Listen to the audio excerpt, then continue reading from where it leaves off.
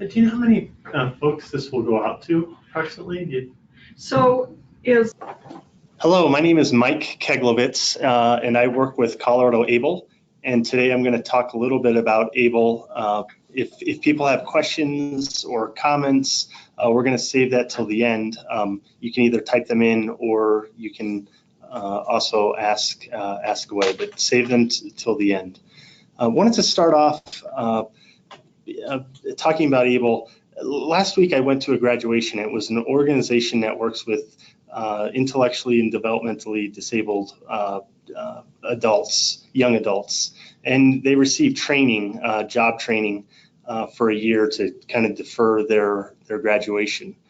And the graduation was really exciting because each student had 4 slides on a PowerPoint, and they had, the first slide was on their goals, and their second slide was on what they wanted to do next. The third was thank you, giving thank you to everybody that helped to support them. But the interesting thing was that every one of the students that graduated around their goals all had financial goals. A couple of them, one wanted to go to Disney World, a couple of them wanted to go on vacations, another student wanted to buy a self-driving car, another wanted to send his parents on a trip so that he could watch the animals to give his parents a break. But it was really exciting. Another one wanted to continue their education. And thinking back, even just a couple of years ago, a lot of these financial goals would have been very difficult to save for. But having ABLE accounts has made that more of a reality today. And I'll try to explain what ABLE accounts are and answer any questions that people might have.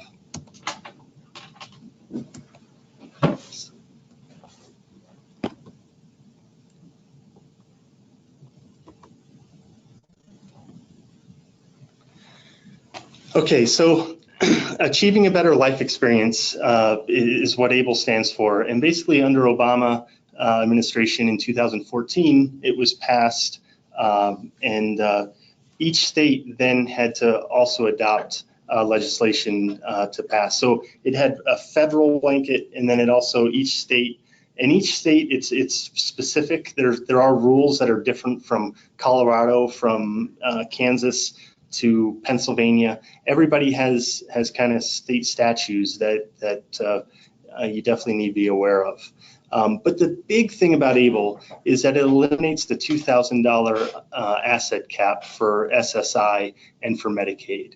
So before, a lot of times people at the end of the month, to stay qualified, they would buy a big ticket item like a TV or something else that their account, their checking or savings account would be below that $2,000 threshold, because if it went over that or exceeded that, they would then lose their federal benefits. So the beauty of ABLE is that money that goes into ABLE account is exempt from the calculation for SSI or for Medicaid. Any assets that are in ABLE, those assets are not counted in the calculation. It doesn't help on the income side of things, but it helps on the asset side of things. And once money is in an ABLE account, it grows tax deferred, so you're not paying tax while it's growing, and you also have tax-free access as long as it's going for qualified disability expenses. And we will talk more about what a qualified disability expense would be. The other thing, it's a little different than the college savings account that a lot of people are familiar with, or a 529. Those accounts, you can have grandparents open account on behalf of somebody. You can have parents, you can have aunts and uncles. With Colorado ABLE or with ABLE accounts, you can only have one per person. So that's important, that you can't have multiple accounts being opened up on that individual's behalf. Okay, so the big thing is there's 2 ways that you can qualify for ABLE. Both of them, the first thing is the onset of disability needs to occur before age 26.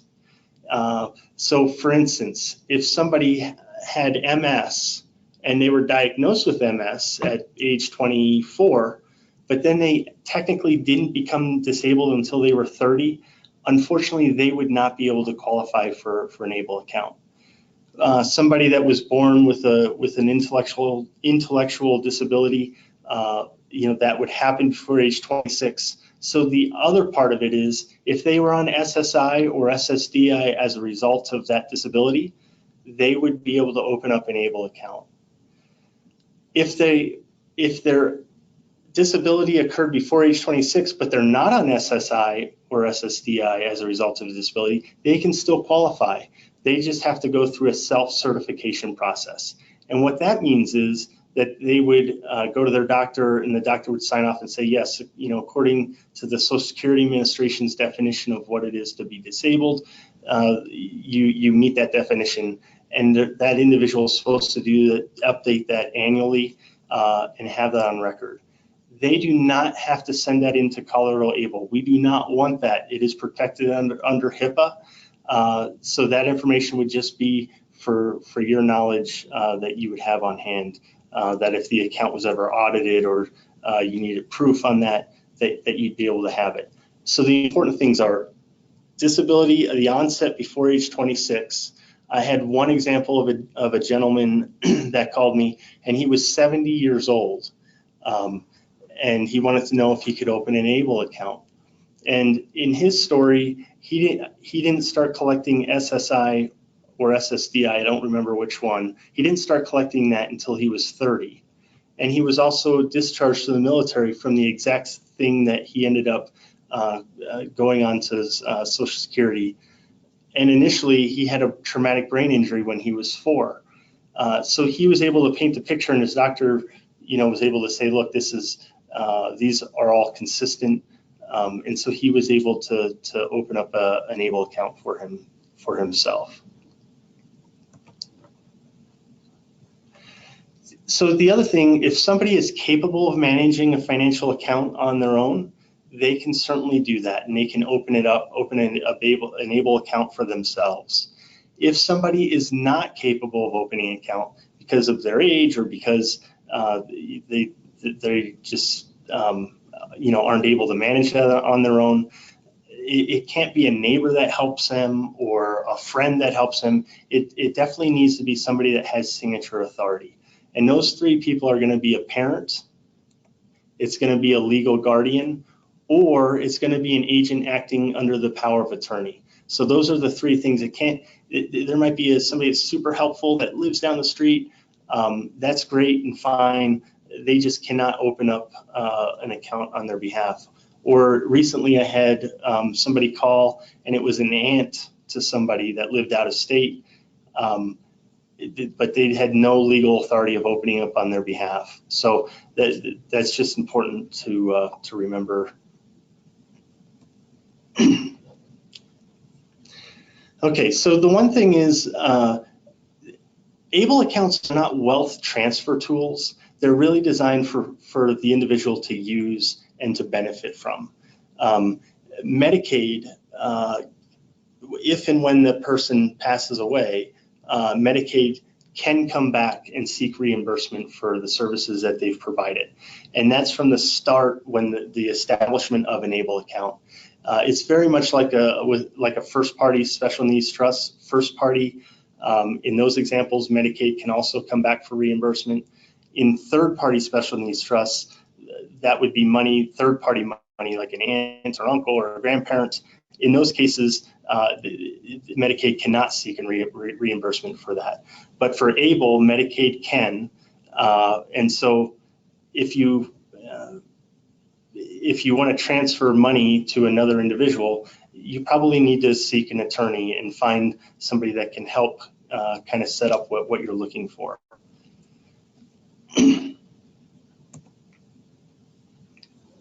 So in 2000, this actually changed from last year, 2017, to now to 2018. Last year, the total amount that everybody could contribute was $14,000. And now this year it has gone up to $15,000, and it's very flexible where the money can come from. It can come from individuals, it can come from a trust, it can come from an estate or a partnership, or families, family members, friends. Very, very general, very broad, but collectively, all of those people can put 15,000 in.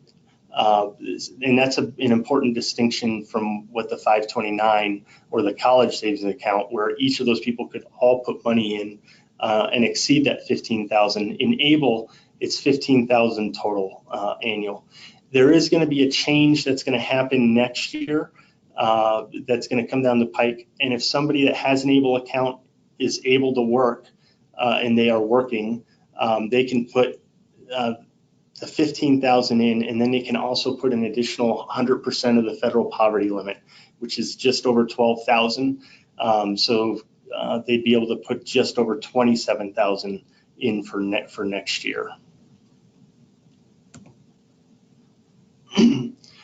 So here are some examples of qualified disability expenses. And it's not limited to these. It's very general and it's very broad, which is a good thing. If it was specific, that would mean a lot of things wouldn't count. But education, so if somebody wanted to go to college or get job training, transportation, housing, health and wellness prevention, legal fees, basic living expenses. A lot of times, even with people that have a special needs trust, they still may open up an ABLE account. And the reason being is, out of a special needs trust, you can't pay for housing like rent or a mortgage. You also cannot pay for food.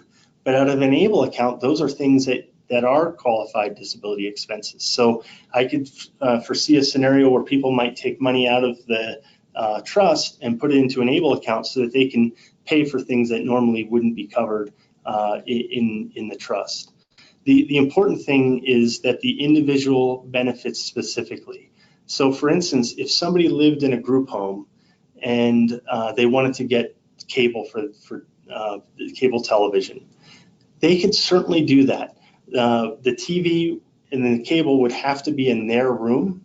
It wouldn't qualify as a disability expense if it was in a general common area where everybody benefited from that. The other thing is, if somebody went out to eat, they could definitely go out to eat and use an ABLE account for that expense. But if they wanted to buy food for everybody, all their friends and family that were there, that would not qualify as a disability expense. Another example would be, again, going back to the goals of a lot of those young people that were graduating. 3 or 4 of them had that they wanted to go on a vacation. A vacation would definitely qualify for a qualified disability expense. If they needed a caretaker to go along, they could pay for that. If they were paying for their whole family or friends to go on, that would not be a qualified disability expense.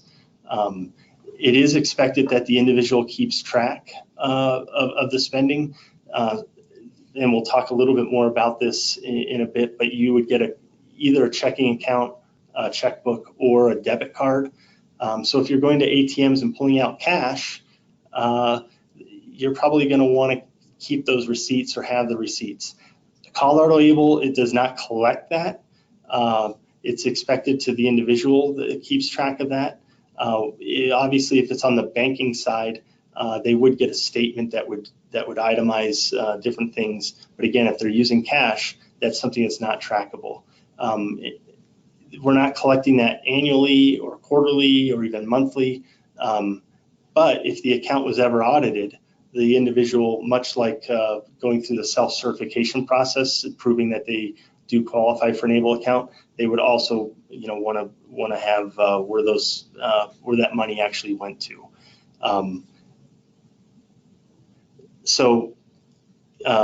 Going back to, it does cover a lot of different expenses. It also covers things to keep a house or household up and running.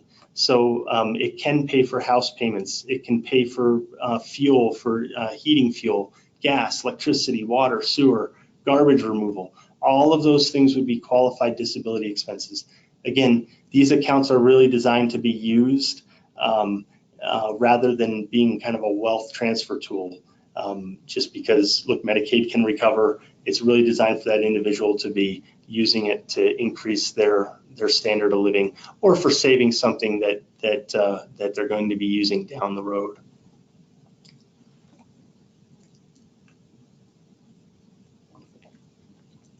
Okay, so another number to remember is that if an ABLE account exceeds $100,000, SSI benefits are suspended. No matter what the value of the account is, Medicaid does not go away, but SSI would diminish or would be suspended. And if the account fell back below 100,000, SSI would start back up.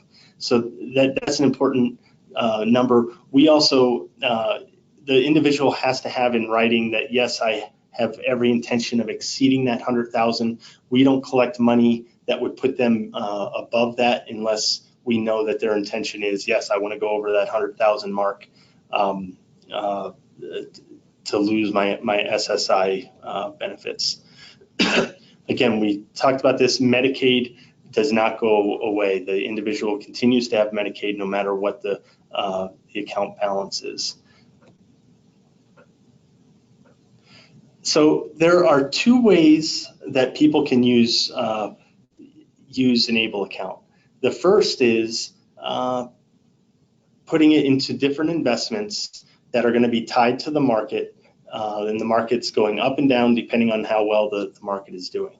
So you can see we have aggressive, moderately aggressive, growth, moderately conservative, and conservative. So the aggressive is going to be mostly invested in stocks through index funds, through Vanguard, Schwab, and BlackRock. They're all index funds, very low fees, down to the conservative option, which would have more bonds as opposed to having stocks. So, and this is not a recommendation, but in an example, I could foresee somebody, if they had a young child that they knew down the road that might need some help or supplemental income, they might put it in an aggressive option because they have a long time frame and they know that the child's younger, that they might be putting money in to really try to capture the upside of the market. And somebody else that might be saving for a car, to modify a car or for a car in the next 2 or 3 years, might be in a more conservative model where the upside is limited somewhat, but so is the downside. So if the market went down in the conservative, historically speaking, the conservative model wouldn't go down as much historically in comparison to like the aggressive model. The other way that people are going to be using this is the checking debit option. So the checking option is through Fifth Third Bank. We don't have a brick and mortar Fifth Third Bank here in Colorado, but it's going to be a virtual relationship. So when you open up an ABLE account, that checking account is going to be through Fifth Third, and it's FDIC insured, and it also has a 0.01 interest rate. So very low interest rate, but also the money is secure and insured if something would happen.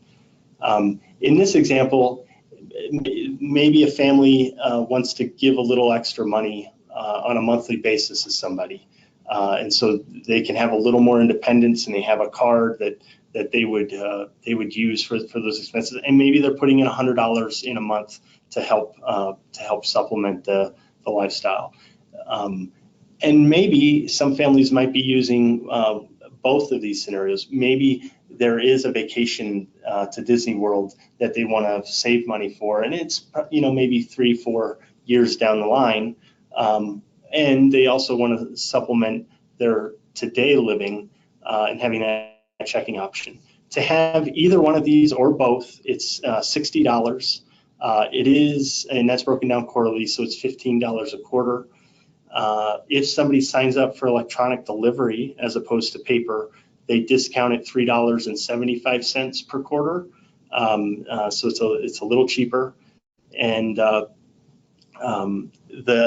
investment side, those range from 0.34 up to 0.37 in terms of the asset fee on those index funds. So again, the banking option is through Fifth Third. If you sign up for the electronic delivery, they waive the $2 a month checking fee. Or if somebody has an average monthly balance of $250, they also waive the $2 a month fee on that. And if somebody wants a checkbook, I think it's an additional cost. I want to say it's around $8, but I would refer you to the plan disclosure, which is on the website. Okay, so if somebody wanted to enroll in Colorado ABLE, there's 3 simple steps. The first is that they would go to coloradoable.org. That's our website, and you can see on the screen, that's what our website looks like. We have the logo up at the top. The second is that really you would want to look at the plan disclosure documents and read through that and just make sure that there's no surprises with it. And then the other thing is you would want to gather up the information, have the Social Security or tax ID, date of birth, permanent street address, email address, and then if you're going to link a checking or savings account because you're going to fund the account on a monthly basis or transfer money back and forth, you would want to have that information as well. And as well, if somebody doesn't have access to a computer, you can also call the enrollment number and you can request a paper copy to sign up for it. So the other really cool thing that Colorado ABLE has is that the Colorado Fund for People with Disabilities is a partner with us on this project. And basically, for anybody that needs assistance, enrollment assistance, it's free. They're there to help you through that process. And they also can serve in other capacities. So they can serve as a trusted ally, an advisor, or even a power of attorney on the account. If somebody has outlived their guardians and parents, this is a really good resource that they can fill. It does cost an additional amount for some of those services, but it's fairly reasonable.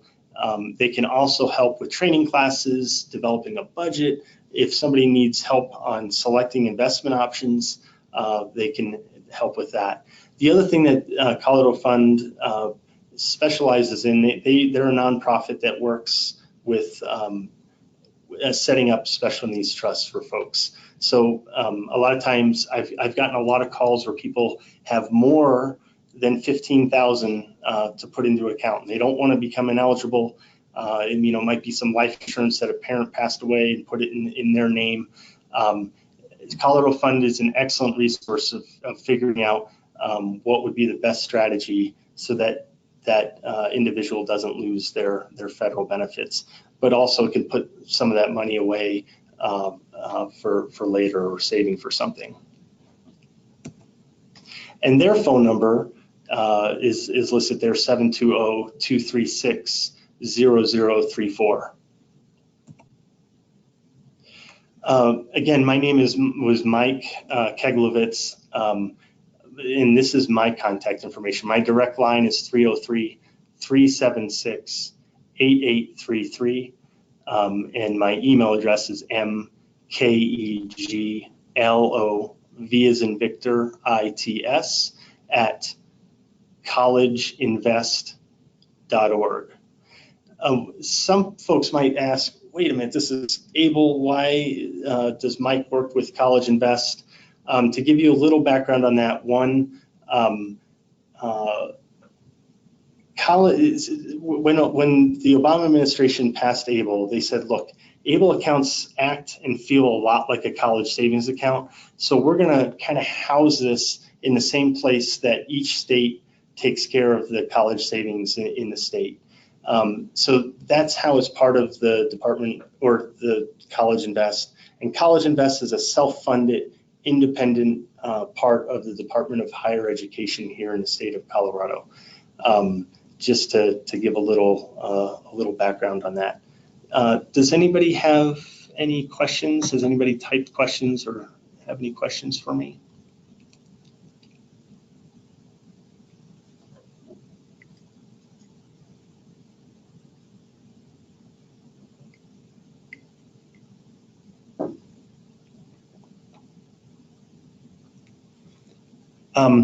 So, just going back to the example of the graduation I went to last week, it was just really exciting to see that now a lot of these financial goals that folks in the past really struggled with, ABLE really gives them an avenue to be able to save for things that they've never been able to save for before. Self-driving cars, vacations, education, all of these things. It's a whole opportunity that really is exciting to be a part and to bring that to Colorado. If anybody has any other questions, maybe it comes up later on after you've heard this, please feel free to reach out to me, give me a call. If I don't know the answer, I can definitely direct you to a place that can help. Thank you.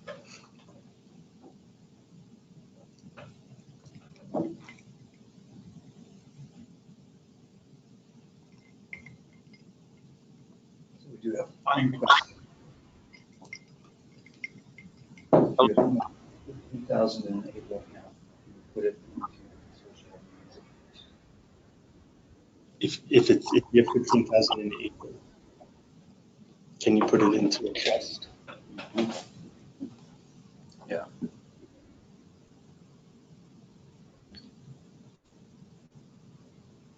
I don't know.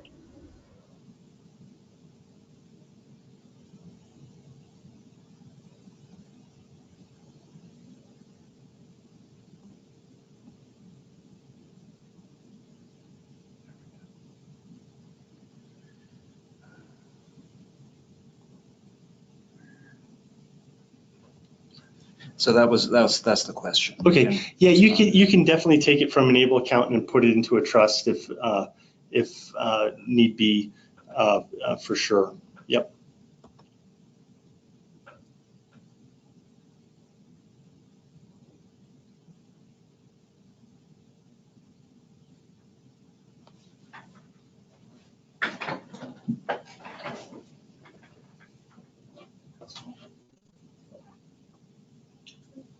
Cool.